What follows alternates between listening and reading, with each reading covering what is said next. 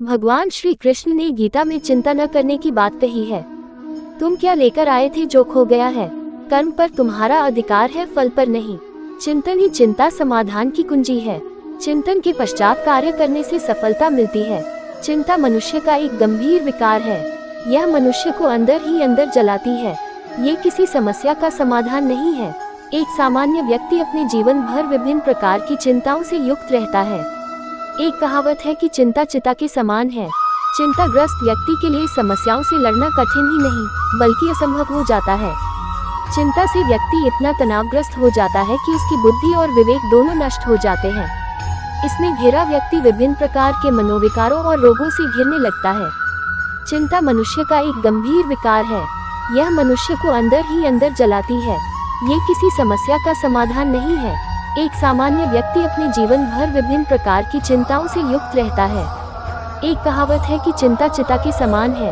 चिंताग्रस्त व्यक्ति के लिए समस्याओं से लड़ना कठिन ही नहीं बल्कि असंभव हो जाता है। चिंता से व्यक्ति इतना तनावग्रस्त हो जाता है कि उसकी बुद्धि और विवेक दोनों नष्ट हो जाते हैं। इसमें घिरा व्यक्ति विभिन्न प्रकार के मनोविकारों और रोगों से घिरने लगता है।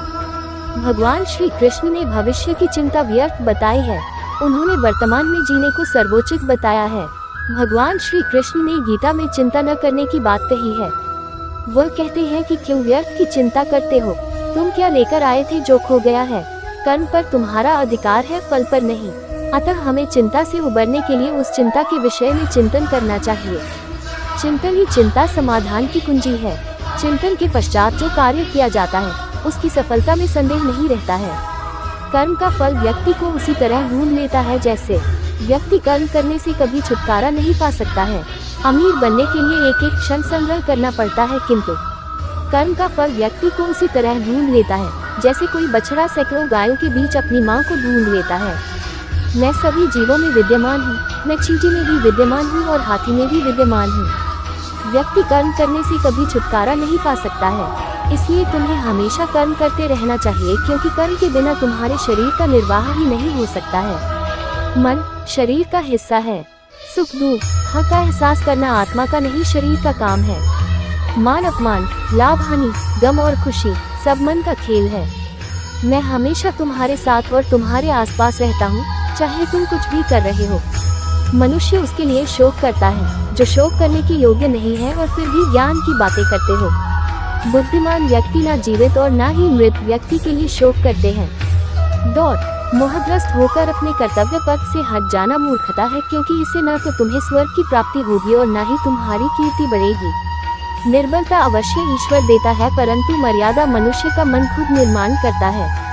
विषयों का चिंतन करने से विषयों की आसक्ति होती है। आसक्ति से इच्छा उत्पन्न होती है और इच्छा से क्रोध होता है। क्रोध से सम्मोहन और अविवेक उत्पन्न होता है। अमीर बनने के लिए एक एक क्षण संग्रह करना पड़ता है, किंतु अमर बनने के लिए एक एक कण बांटना पड़ता है।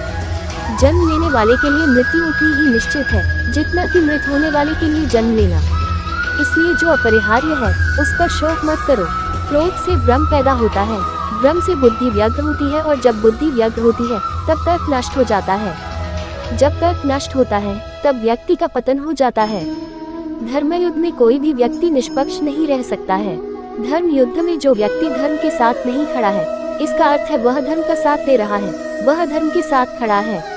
अगर कोई मनुष्य हमारे साथ बुरा कर रहा है तो उसे करने दो। यह उसका कर्म है और समय उसके कर्म का फल उसे जरूर देगा। लेकिन हमें कभी भी किसी के साथ बुरा नहीं करना चाहिए, क्योंकि यही हमारा धर्म है।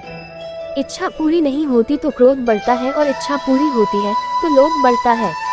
इसलिए जीवन की हर स्थिति में धैर्य बनाए रखना।